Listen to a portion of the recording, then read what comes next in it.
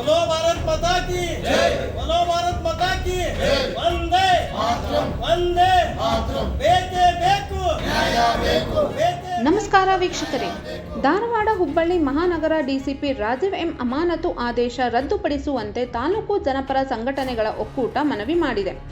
Raybag tahsildar PS ಚನ್ನಗೊಂಡ ಮೂಲಕ ಲೋಕೋಪಯೋಗಿ ಸಚಿವ ಸತೀಶ್ ಜಾರಕಿಹೊಳಿಗೆ ಮನವಿ ಮಾಡಿದೆ.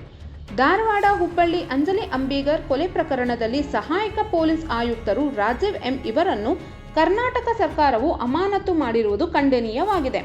ಒಬ್ಬ ದಲಿತ ದಕ್ಷ ಪೊಲೀಸ್ ಅಧಿಕಾರಿಯನ್ನು ವಿನಾಕಾರಣ ಯಾವುದೇ ತಪ್ಪು ಮಾಡದೇ ಇದ್ದರೂ ಕೂಡ ಉದ್ದೇಶಪೂರ್ವಕವಾಗಿ ಕುತಂತ್ರದಿಂದ ಜಾತಿವಾದಿಗಳಿಗೆ ಕಾಣದ ಕೈಗಳ ಒತ್ತಡಕ್ಕೆ ಮನೆದು ದಲಿತ ಸಮುದಾಯದ ನಿಷ್ಠಾವಂತ ಅಧಿಕಾರಿಯನ್ನು ಬಲಿಪಶು ಮಾಡುವ ಉದ್ದೇಶದಿಂದ ಅಮಾನತುಗೊಳಿಸುವುದು ಮೇಲ್ನೋಟಕ್ಕೆ ಕಂಡುಬರುತ್ತದೆ.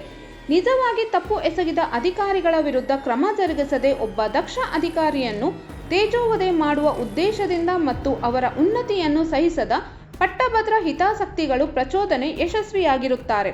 ಆದ್ದರಿಂದ ಮಾನ್ಯ ಘನ ಸರ್ಕಾರವು ತರಾತುರಿಯಲ್ಲಿ ಒಬ್ಬ ದಕ್ಷ ಅಧಿಕಾರಿಯ ವಿರುದ್ಧ ಹೊರಡಿಸಿರುವ ಅಮಾನತು ಆದೇಶವನ್ನು ಹಿಂಪಡೆಯಬೇಕೆಂದು ಸಮಸ್ತ ರಾಯಬಾಗ ತಾಲೂಕಿನ ಜನಪರ ಸಂಘಟನೆಗಳ ಒಕ್ಕೂಟದ ಪರವಾಗಿ ಆಗ್ರಹಿಸಿ ಮನವಿ ಸಲ್ಲಿಸಿದರು.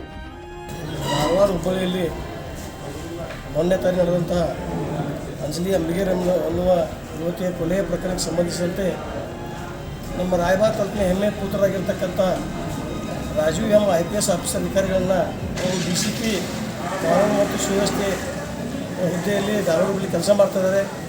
ಅವ್ರದ್ದು ಯಾವುದೇ ರೀತಿ ತಪ್ಪು ಇದ್ದೇ ಇದ್ರೂ ಕೂಡ ಸಹ ಅವ್ರಿಗೆ ಒಂದು ತೊಂದರೆ ಕೊಡುವ ಉದ್ದೇಶದಿಂದ ಕಾನೂನು ಬಾಹಿರವಾಗಿ ಕರ್ನಾಟಕ ಸರ್ಕಾರದವರನ್ನು ಅಮಾನತು ಮಾಡಿದ್ದಾರೆ. ಆ ಅಮಾನತರ ಆದೇಶವನ್ನು ಖಂಡಿಸಿ ನಾವು ಈಗಾಗಲೇ ಇವತ್ತು ತಹಶೀಲ್ದಾರ್ ರಾಯಬಾಗ್ ಅವರ ಮುಖಾಂತರ ಮಾನ್ಯ ಮುಖ್ಯಮಂತ್ರಿಗಳಿಗೆ ಮತ್ತು ಗೃಹ ಸಚಿವರಿಗೆ ಈಗಾಗಲೇ ಮನವಿಯನ್ನು ಕೊಟ್ಟಿದ್ದೇವೆ. ಅದೇ ರೀತಿಯಾಗಿ ನಮ್ಮ ಬೆಳಗಾವಿ ಜಿಲ್ಲಾ ಉಸ್ತುವಾರಿ ಸಚಿವರಾದಂಥ ಸನ್ಮಾನ್ಯ ಶ್ರೀ ಸತೀಶ್ ಜಾರಕಿಹೊಳಿ ಅವರಿಗೆ ಇವತ್ತು ದಿವಸ ನಾವೆಲ್ಲ ರಾಯಬಾಗ್ ತಾಲೂಕಿನ ನೂರಾರು ಜನರು ಸೇರಿ ಅವರಿಗೆ ಪ್ರತ್ಯೇಕವಾಗಿ ಮನವಿಯನ್ನು ಸಲ್ಲಿಸುವರಿದ್ದೇವೆ. ಅದಕ್ಕಾಗಿ ನಾವು ಇವತ್ತು ದಿವಸ ಈ ರೀತಿಯಾಗಿ ಅಮಾಯಕ ಒಬ್ಬ ಅಧಿಕಾರಿಯನ್ನು ಸರ್ಕಾರದವರು ಅಮಾನತು ಮಾಡಿದ್ದಾರೆ. ಆ ಅಮಾನತು ಆದೇಶವನ್ನು ತಕ್ಷಣ ಹಿಂಪಡಿಬೇಕಂತೇಳಿ ನಾವು ಸರ್ಕಾರಕ್ಕೆ ಆಗ್ರಹ ಮಾಡ್ತೀವಿ. ಈ ಸಂದರ್ಭದಲ್ಲಿ ನ್ಯಾಯವಾದಿ ರಾಜು ಶಿರಂಗಾವೆ, ಸಾಗರ್, ಗಜಾನನ್ ಕೊಕಾಟೆ, ಅನಿಲ್ ಮೋಹಿತೆ, ಉಮೇಶ್, ಜಾಕೀರ್, ಹಾರೂನ್ ತರಡೆ ಹಾಗೂ ಇತರರು ಉಪಸ್ಥಿತರಿದ್ದರು.